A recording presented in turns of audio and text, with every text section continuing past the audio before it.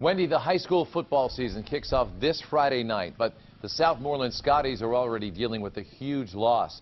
As Action News reporter Kelly Brennan found out, their field is completely wiped out, destroyed by storms.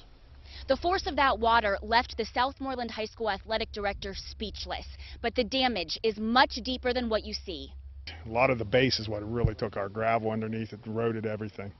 It was last Friday You always have rain and snow and different things, but this was unbelievable. when flash flooding washed out a high school tradition in an hour. As quick as the water come up, within an hour it was gone, and it was just left.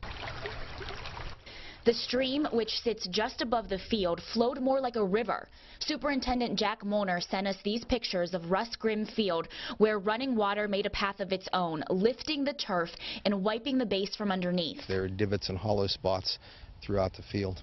Dr. Molnar has his work cut out for him in the first week back to school because the football team is set to play its first home game this Friday.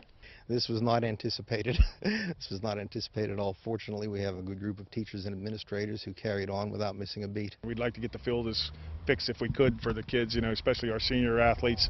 This will be their last time to play here, and we'd like to be able to at least give them a couple games on their field. Home field advantage and a chance to play under their own lights may be several weeks, if not months away.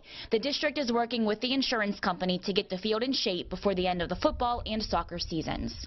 That home football game, which was scheduled for this Friday, has been relocated to Cal U, but for the rest of the season and the soccer schedules, those are still getting worked out. Reporting in Westmoreland County, I'm Kelly Brennan, Channel 4 Action News.